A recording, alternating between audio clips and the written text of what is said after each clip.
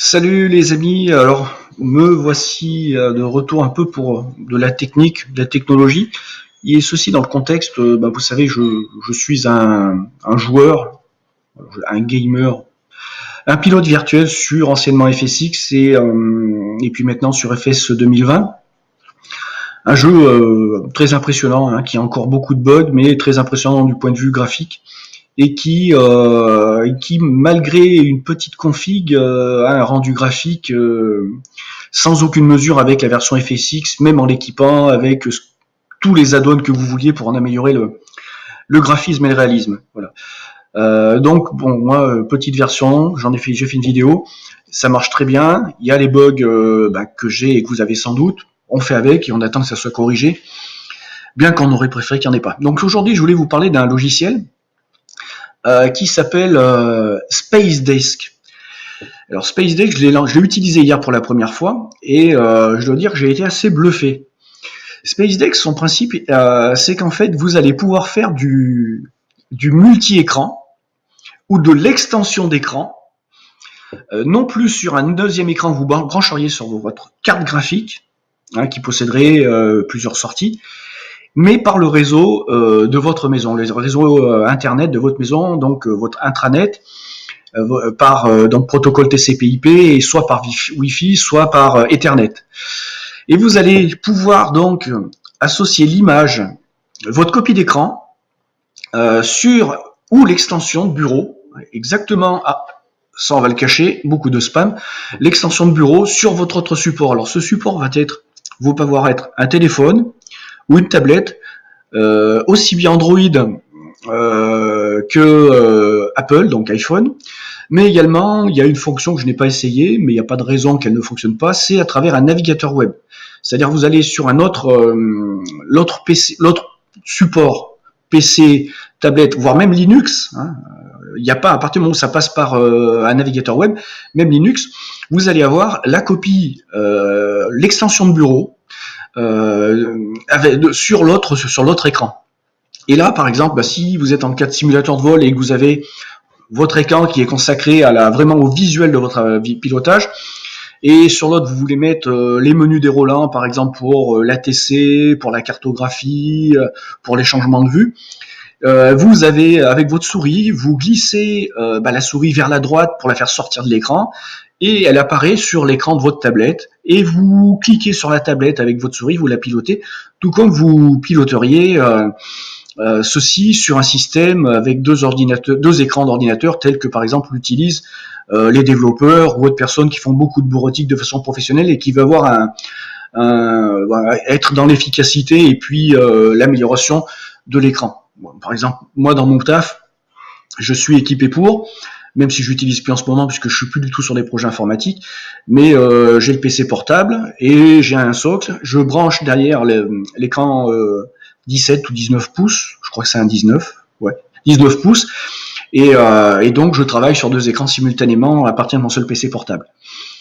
Donc, on va ouvrir les onglets pour qui vont en fait vous dire simplement ce que je vous dis. Alors, ce que vous voyez en bas, le petit icône là, d'ailleurs, là, en bas à droite, c'est un petit outil bien sympa qui permet de voir l'utilisation du Wi-Fi sur ma bécane.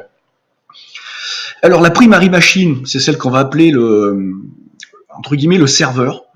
Ça va être le PC sur lequel vous avez lancé l'application que vous voulez. Alors, l'application serveur, et c'est celle dont vous voulez étendre l'affichage. Donc ça tourne sur Windows 10 sans aucun problème. Et puis la seconde, comme je vous l'ai dit, vous pouvez faire ça sur d'autres ordinateurs en installant soit par navigateur web, soit en installant le logiciel client sur l'autre ordinateur.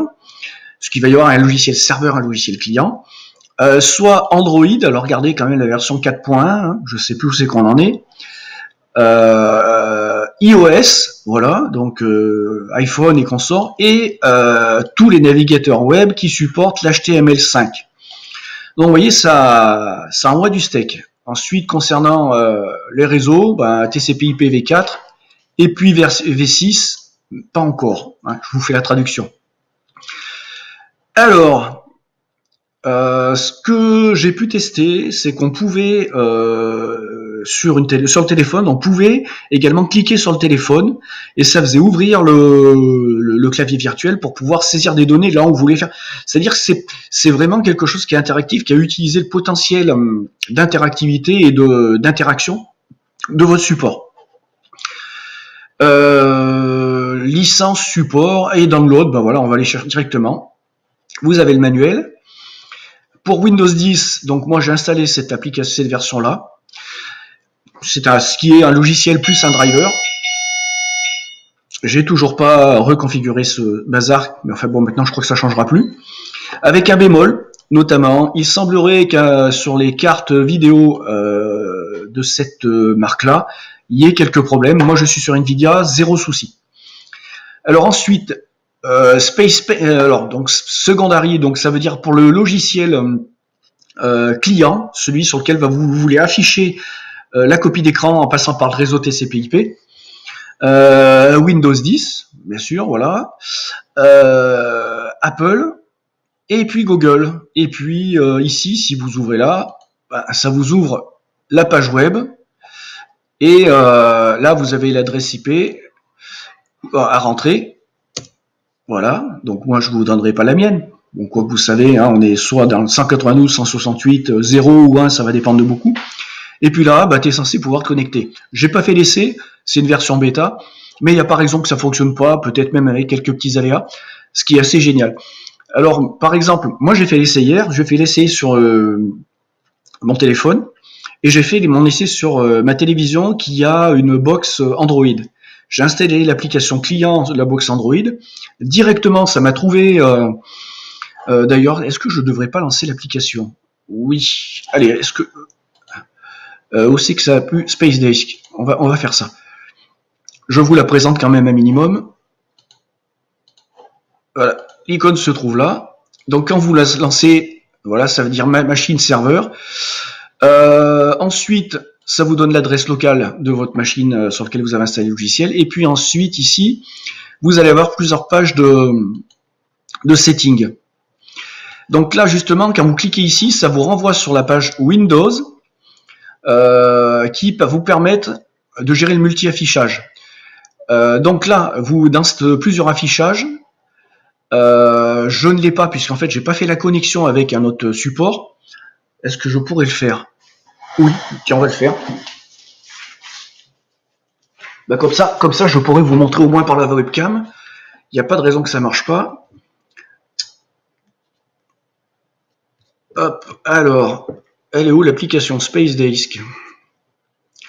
Donc, voilà, je viens de la lancer. Ok. Je clique sur connexion avec l'adresse IP. Et vous voyez, j'ai la copie d'écran immédiatement du bazar. Ce que je vais vous montrer, alors ce qu'on va faire, je vais refermer la page. Ça m'emmerde grandement. Je vais retourner là-dessus. Display setting. Voilà. Là, normalement, il doit détecter plusieurs écrans. Il en détecte 2.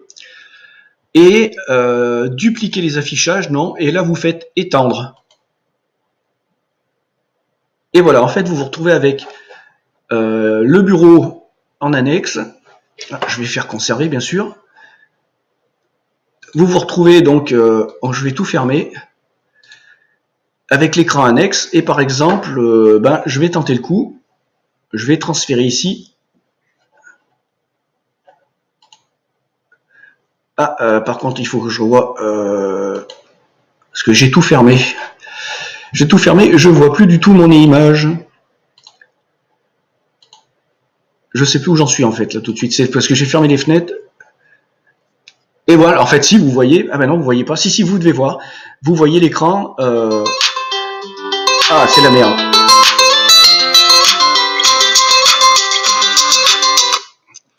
Voilà, donc là, vous avez pu voir le truc. Il faut que j'arrive à retrouver mon image. Donc là, il faut que je la fasse reglisser de l'autre côté. Ah, c'est de l'impro. La souris. Alors le problème, c'est la grosseur de la souris, tu vois. Ça, je dois dire que... Voilà, je vais la ramener. Voilà. Impeccable. Impressionnant, hein. Petite démo, j'avais pas prévu de faire la démo, mais voilà. Alors, autrement, dans les autres réglages, vous avez Video Wall Configuration. On lance. Et vous avez ici, par support, vous pouvez configurer les définitions d'écran, les lumières et le contraste. Voilà.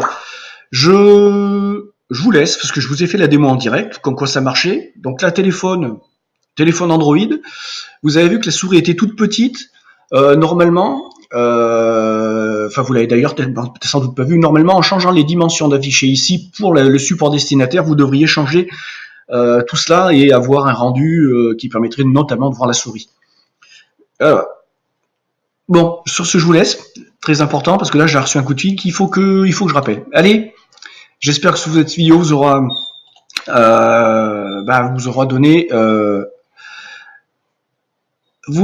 de l'information. Alors, j'ai plein d'écrans ouverts, je suis largué.